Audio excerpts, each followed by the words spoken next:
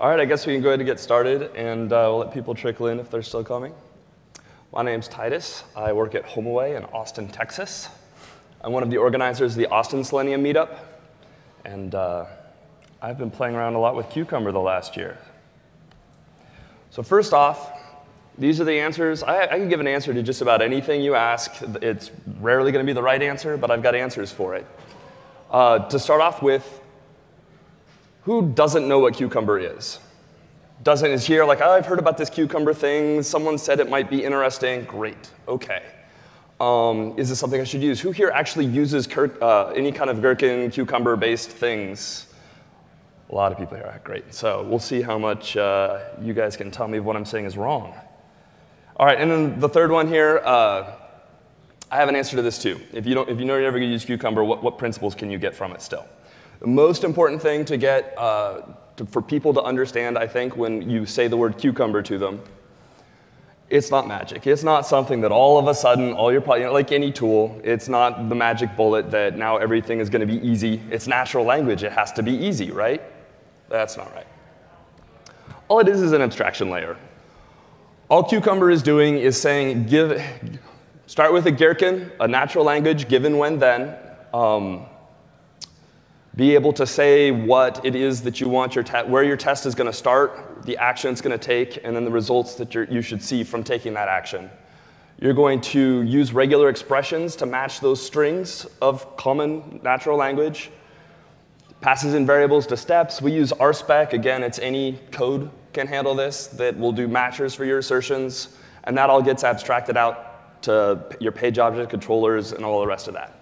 Cucumber is one option. There are similar types of frameworks in many languages: Cucumber, Lettuce, Robot Framework, JBehave. And as I understand it, the Java implementation of Cucumber at this point is better than the Ruby implementation of Cucumber at this point. And hopefully, we Rubyists will get to get the benefit of that here shortly. All right, so just a quick example. And this is mostly just to show that the code's not that much different. You're just abstracting it out a little bit. Your current code, you're defining who your user is. You're saying, get this page object and take this action with that user we've defined. So your Cucumber statement is just going to be, given I'm logged in as an owner with multiple properties. You're going to have a step in your step file that's going to just match that string with regular expressions, which you learn way too much about, but you have to deal with it. And you're essentially, and now you're just defining which user is. It's variable. You could pass in, with multiple properties, a single property, all sorts of configuration you can use as far as changing the variables that the step handles. But the code itself is pretty much the same. So just a quick background then as far as where I'm coming from. HomeAway is vacation rental listings. We essentially bought companies all over the world in this industry and have merged all of the data and the back end and the front end. We have dozens of different services from various different origins, dozens of languages, dozens of brands with one-off features. We're constantly adding new features. It's a pain to test. The owner dashboard, which is what I work on, we've been implementing that by brand. When I got there were 5 brands. The testers tested it by testing the entire site for each brand on each day. And so that was 5 days of testing for 5 brands. That obviously, we're up to 8 now. It's not going to scale. So that's the reason why we have been pushing to do automation. They actually have all of these huge lists. They have thousands of test cases that the manual testers were going through and verifying on each brand every day. And a lot of the test cases were written in a Gherkin format, a given, when, then format. Some of them were, some of them weren't. A lot of them that were written very badly in a very non-automatable fashion. But at least there was a thought about, let's think about this way to put it together. And so I had that to work with. But to start out with,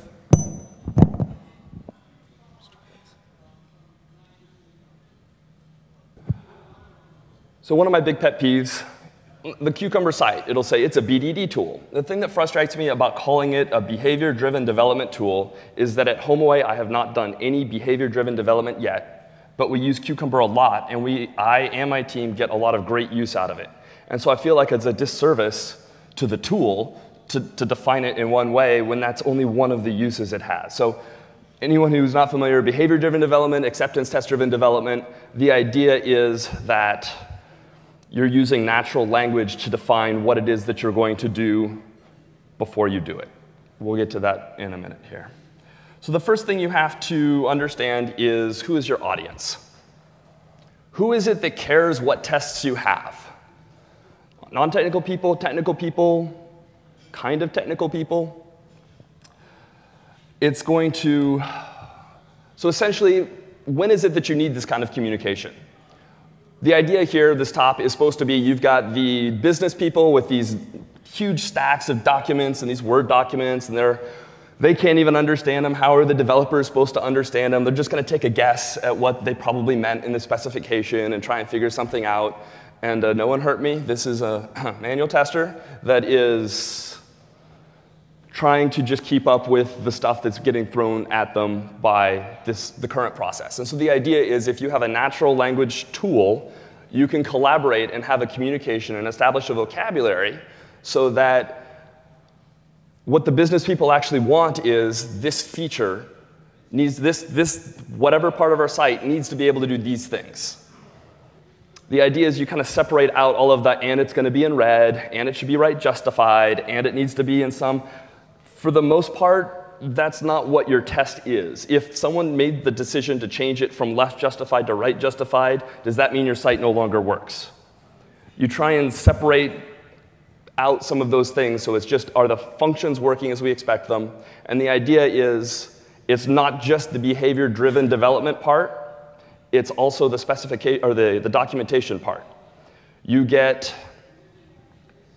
when you're writing code with a given when-then framework, it's tied into the execution of the code that you're actually writing.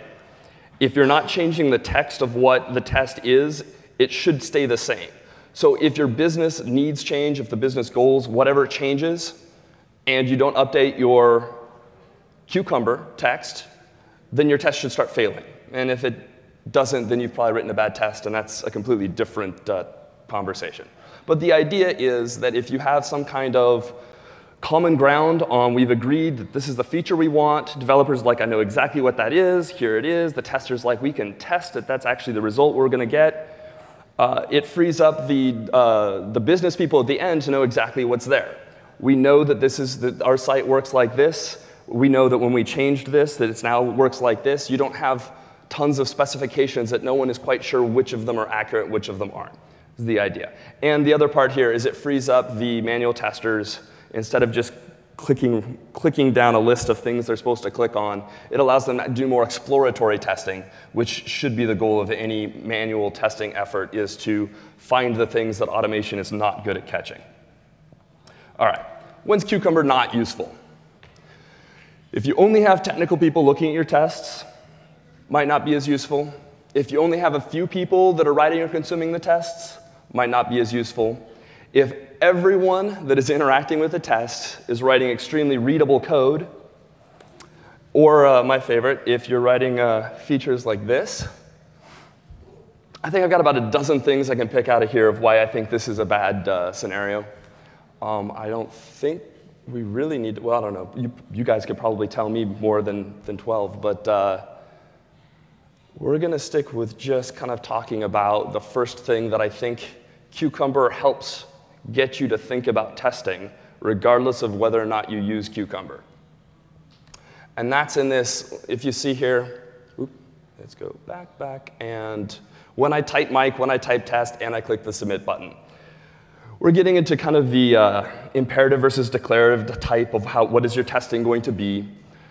I think Cucumber is a great tool to help you focus on what's the point. Who cares? What is the bottom line of what you're doing? Do the business people care that Mike is a user and that he has a certain password? Do they care if it's a page instead of a modal? Like, the bottom line is supposed to be they want to know that this feature is there. And it's entirely possible that there are data-driven scenarios, like I want to know when it costs X amount of dollars, there's this much tax, and if it's this much dollars, then it's this much tax. And you could have a big table that lists all of those things out. But again, you're now, well, what does it mean that it's this much and not this much? Those are just examples. They aren't the feature itself. So what is the function that you're trying to test? Rather than type in Mike's password, type in Mike's username, hit submit, successfully sign in. Other things in that list, it was testing content on the page. It was checking exact text. Those things tend to be a lot more brittle. And I think one of the things that is really important for any test is you have to think about it as if your continuous integration build has this in it and it goes red, is it going to be all stop, roll it back, figure out what happened? And if you don't have that high of a bar for your tests, that's supposed to have 10 lines of text, but it's only got 9 right now, so just change it to 9. Why even have the test if you're just going to change what the test is because it needs to pass? So make sure that the stuff that you're allowing yourself to automate, that your communication is that you're making sure that you're testing the feature that you're interested in and not just the actions that are getting taken. So another thing, in addition to focusing on the purpose of what the test is that I think Cucumber helps with is how you're naming things. For instance, when I was writing an RSpec or XUnit, any of those types, it's very easy to just kind of mix and match what your tests say, what your page objects say, what methods are you using where.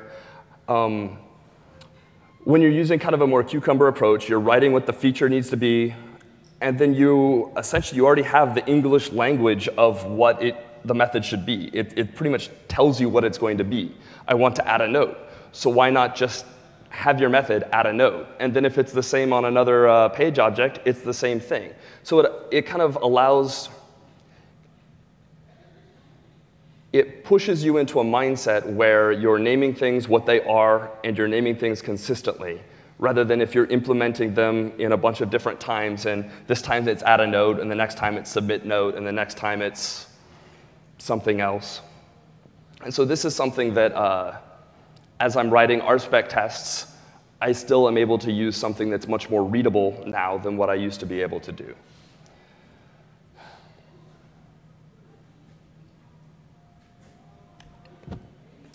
And in general, I think it's a little easier to, because Cucumber is an abstraction on top of your test code, on top of some actual code that's calling methods and functions. It's less flexible than RSpec. You're able to you don't have to save variables as in instances between different steps. You're able to kind of do setup, part of your setup ahead of time and part of your setup somewhere else, and then right before you take the final check, you do another something. It's easy to mix and match what you have there. With Cucumber, it forces you into a mindset that, what variables do I really need? Am I cluttering things up? Do I need these variables in my tests? Shouldn't these variables live in some configuration files or in a page object abstraction? You're not confusing things as much by chaining method calls. I like to have the huge, this page object returns this with this method, and that returns this. I would chain those things all the way along, just like WebDriver lets you do. And it's very not readable, and when you're thinking about it in a Cucumber, you're thinking given, when, then, and it's easier to kind of break up what actions you're taking into more understandable chunks. I think it's also important to realize that the tests themselves shouldn't be changing. Your implementation of the test changes, but what the business wants from what you're doing shouldn't ever need to change unless the business is changing, unless something that the business wants to do is different. And I think when I was writing, before I was writing in Cucumber, it was easy for me to make changes to that, and no big deal. You're just tweaking things here and there. It's in a feature file now. The feature file only changes if there is something. Is the change that you're making to this feature file something that's business related? Is it something that's actually changing? Why does this change need to happen? Who needs to agree for this change to be the right change? Are all questions that probably should get answered before you just start making changes to things. And I alluded to this earlier. it has you focus on what each chunk of text in your test is doing. It's really easy to couple things together that don't need to be there. You have extra lines of, we're going through the UI more than we need to, we can go there directly. There's a lot of things that it's, when you're given a given statement, my ideal in any Cucumber step, and we're getting into the implementation stuff, but I guess a lot of people here have been doing that. I try to write everything I can in a single line of code. Every step is one call to one page object with one method and maybe a variable that gets passed in, but usually not. And I can use regular expressions to match which page object I'm calling and which method on that page object I'm calling. But the idea is to have one thought for any given step that's being taken and have all of the hard work being done by the page object as an abstraction.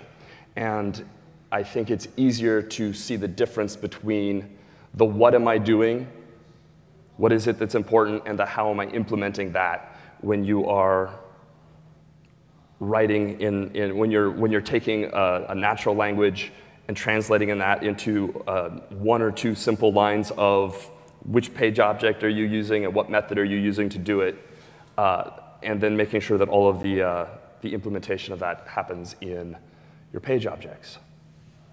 So there we go. That was faster than I thought. I took out all of the implementation heavy stuff because I wasn't sure how long this would take, and I wasn't sure if we would have as many people here that had done a lot of Cucumber. So I kept that a little high level. What? Go ahead, you had a question, please. I was just wondering, has this been successfully implemented among the company you work for? Are a lot of people using it, and have you gotten a lot of benefit out of it? Yeah, it's a great question. So I kind of blazed over this. So we have a bunch of different teams. My team, the develop lead for the team that I'm working on was a big Cucumber proponent. And so he was the one that was getting the business people in the group to write tests in a Gherkin-type way.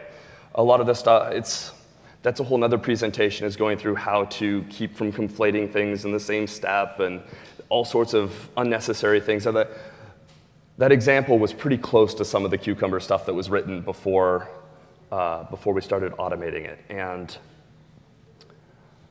so we already had business people on board working with it. And so we already had that investment. And so in our group, it's been really easy for us. I was working with the guys in Ukraine, but we email back constantly as far as, we're going to make this change. We're going to combine these three test cases because they're essentially doing the same thing with different results, or something these are essentially the same thing, why we don't need three test cases. So we were able to kind of really get to the heart of what these test cases were for and have the conversation. And so I would say it is very beneficial, both that we made sure that what we were automating is what the business people wanted us to automate, and the manual testers now have an understanding of exactly what it is that we're testing in a way that they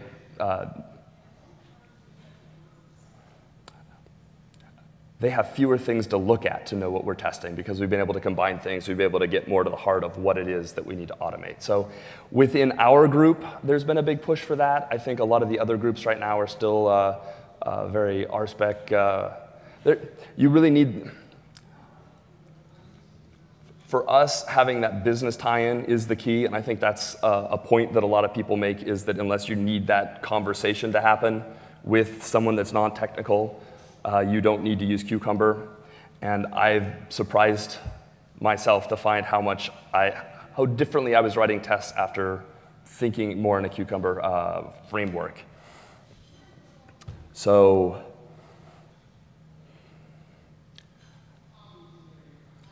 I guess we've pretty much done the backlog of the test cases that we have at this point, and so now we're just starting to transition more into the behavior-driven development side of things. And I expect that as that shows success, that it might demonstrate more usefulness to the rest of the company. But it's been very effective in my group, I guess, is the roundabout answer. So, yeah. Oh, please.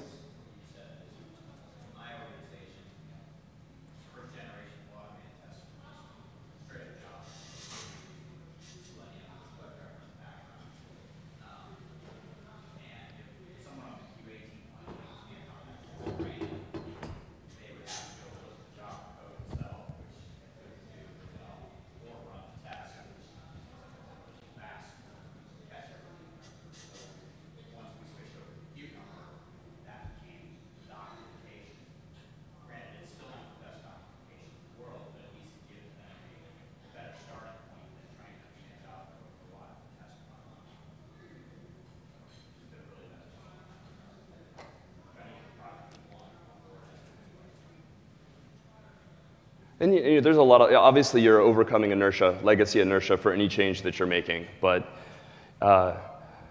regardless of how useful it is to implement this abstraction layer with other stakeholders, you can often find someone that's going to get more value from being able to look at it in a more understandable fashion. This one's more about the other available frameworks in comparison. Sure. So for Java development team, what advantages does Cucumber have over, say, JVM? You want to answer this? I don't know. Okay, so Cucumber JVM is fully Go compliant. So you can write the same implemented steps and implement it with Ruby, implement it with .NET and spec flow. So you've got that possibility. You do have, well, JVM is quite a good automation tool. There's some additional features that it has in there which allows you to turn it into a scripting language. First of all, BDE is about communication. It's all about turning things into scripts. So JPEG is a given scenario. Where you can essentially use one scenario and do a function for that scenario. Given stories. Yeah, given stories. And I think it makes it difficult for people to actually understand what's going on. So I used to use JPEG. And I switched to Cucumber JVM for what main that reason, but also the accessibility. Also, German supports. You don't actually have to write your Cucumber names in English. You can actually write them in 40 different languages. So I think JVM supports some, but The language itself shouldn't matter. You're just doing a regular expression check against the string regardless. the keywords. Oh, given when then itself? Yeah. Okay. Oh, yes, please. How does Cucumber do as far as like data-driven or parameterized tests? So by data-driven, I'm imagining a table of when you input this, then and you see this, then this should happen, kind of a thing with a bunch of examples. And there are a number of people that use Cucumber to do that with scenario outlines and having a table and doing all that stuff. For me, I feel like a lot of the times doing something that looks at data like that is actually missing the point of what the test itself is supposed to be. The test itself is supposed to be, I don't know, what, do you get do you get X% of tax above certain what, well, see, that's not even a, rather than, it's like essentially, I feel like sometimes it's a lot of examples, where here's a bunch of examples, and did those examples do what you expect? Yes. Well, why, it's an example of what? What is the actual logic? What is the feature that you're looking for that that's an example of? And then finding a way to test that in the page object or somewhere else, based on configuration files that are storing the point at which your tax changes from 2% to 3% or whatever. So I haven't done a whole lot of that. So I guess I'm probably not the one to like say exactly how that's used. But in general, I try and keep it more of a, this is trying to find the feature itself and then implement that in a page object or somewhere other than the test. So does that answer your question? Okay. Can you show some examples? What's that? Some examples of the Cucumber tests that you have? Examples of Cucumber tests I have. I took those out of this. If you really want to see them, we can go over those later. I'll talk about this all night if you want me to. Go ahead. Kind of going back to my original question. Sure. So how do you, because I use given stories to avoid bloated code and stuff like that. And we make sure that it's, the structure, and we use that filtering to drive the text. How do you, because we found without using that, you tend to generate bloated steps and stuff like that. So did you end up with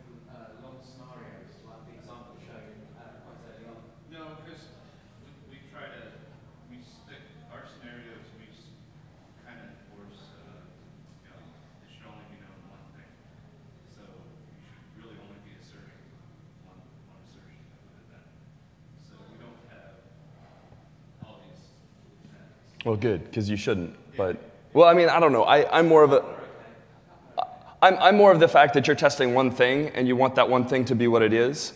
And so there's only one when in anything that I'm doing ever. There is a when every time. I don't like the given thens. I don't like you figure out what the setup is, that's the given. The action, what it is that you're testing, that's the when statement. And then you want to see three things happen as a result of that, then and. But as far as, so you were saying that you're having an issue with, We did have an issue before, just the steps getting bloated. okay. Trying Trying to match too many things to step type load, or? just reusing it, I guess. The reusability aspect of it.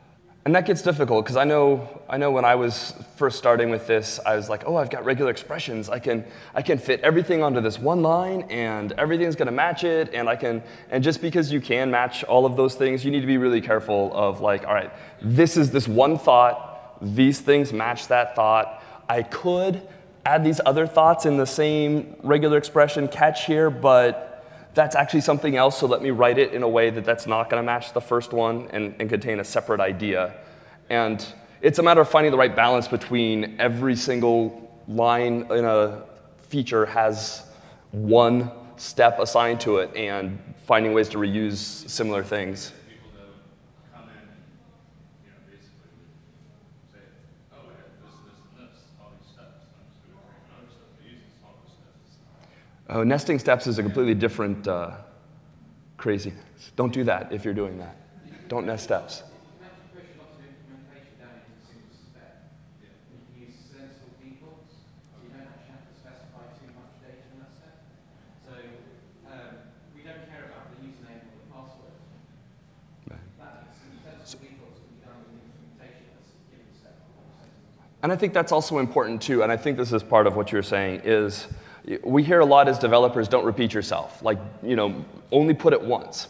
As far as a test goes, your test should be what you need it to be, and if that's repetitive, that's fine.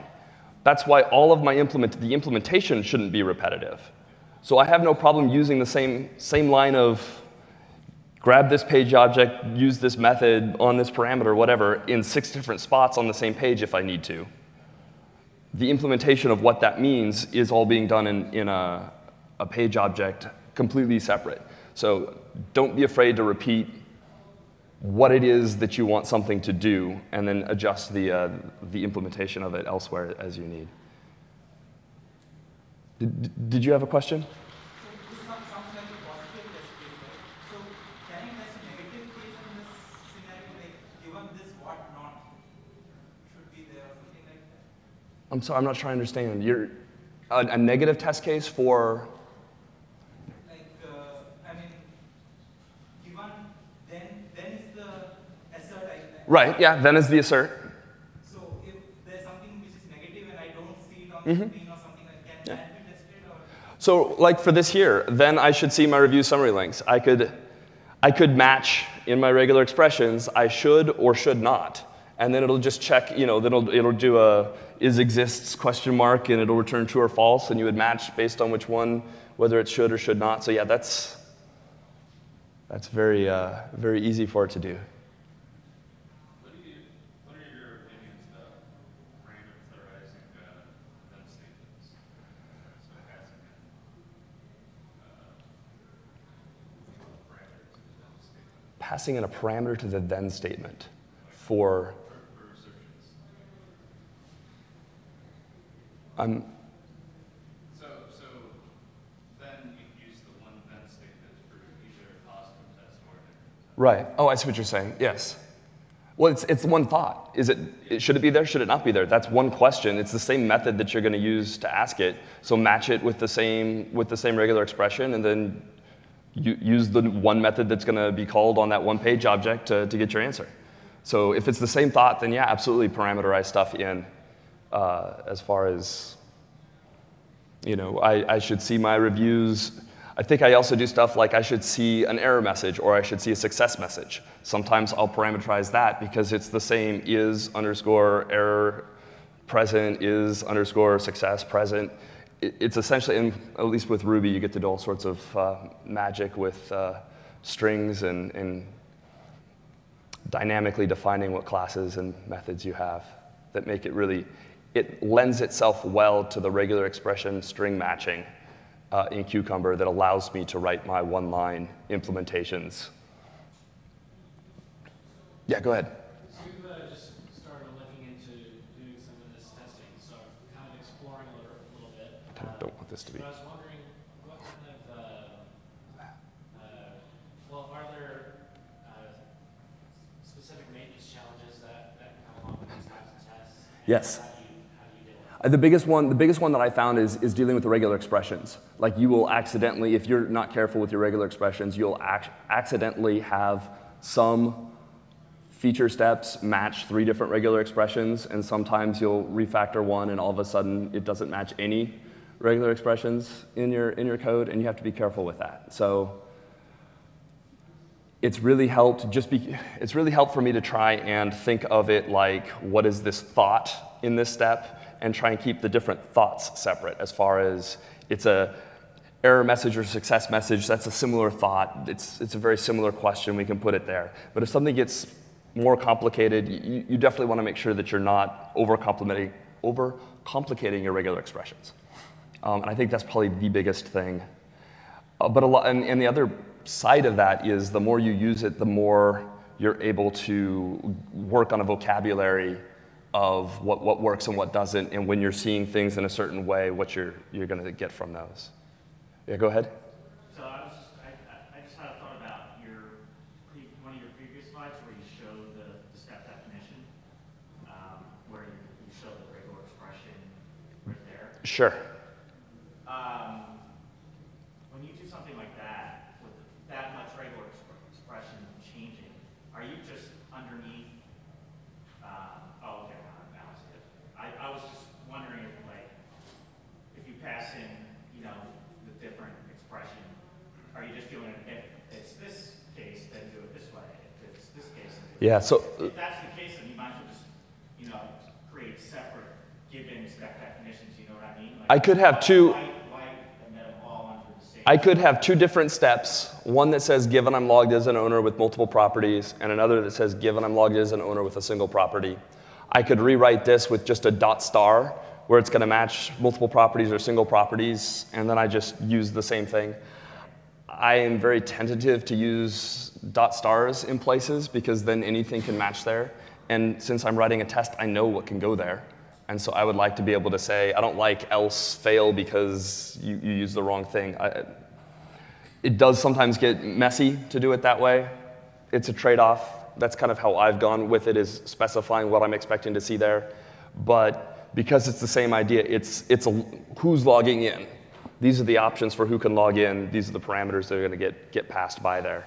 And so I prefer this method than having 2 different cases. And you could have 4 different types of owners that you add onto that as well. So you're reusing that one chunk in a single thought. Now, in Cucumber JVM, it actually, when you run the step and the step doesn't match something, Right. it doesn't match a step definition, Yeah.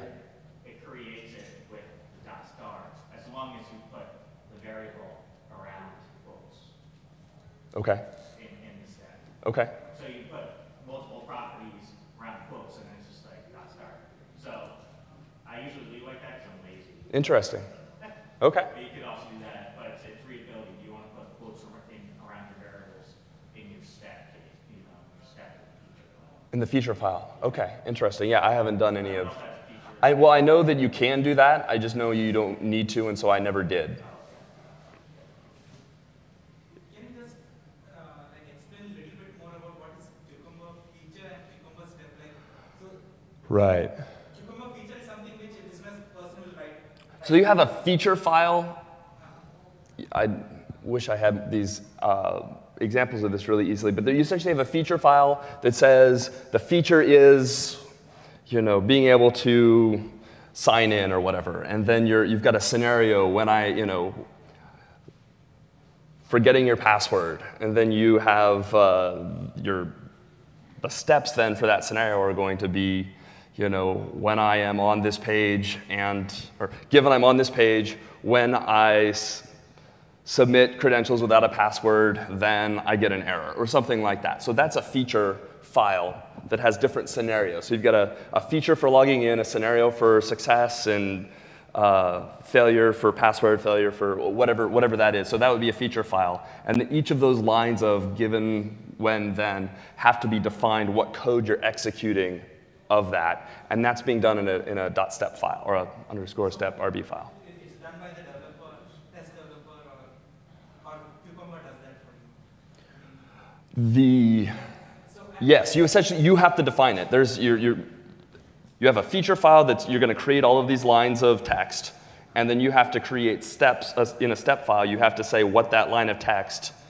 You're creating a list of regular expressions that say, when one of these lines of text matches this format, then do these things. And so your step files are just that's the translation between the natural language and the implementation that your page objects are doing. No, the reason I asked was I was using robot framework. Oh, okay. And you type something like element location, and the framework takes care of the implementation of creating the test case. Okay.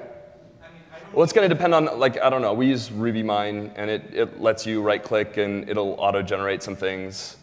So, there are tools that will allow you to do some of those things more easily than others. I haven't used Robot Framework to know how easy it makes some of those things. But it's essentially the same principle, is you have one file for what you're doing, one file for what that means, and then I think you're...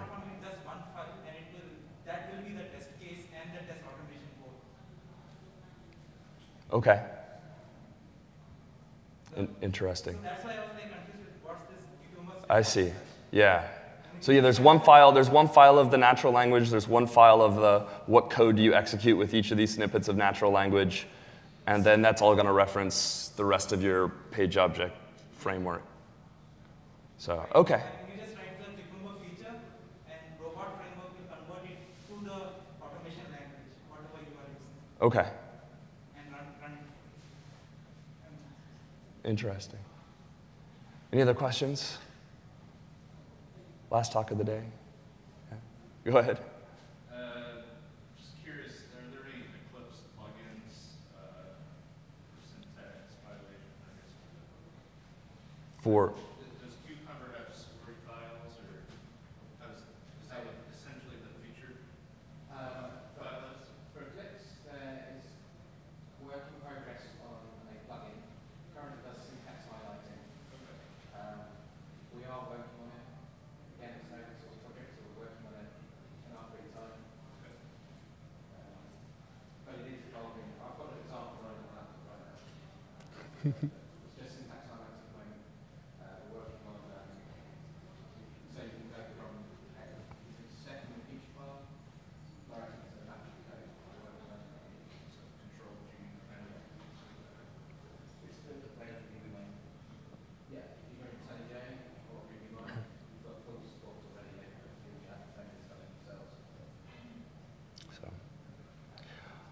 Anyone have any other questions? Anyone want to talk about Cucumber stuff anytime, just let me know. And all right, have a great day.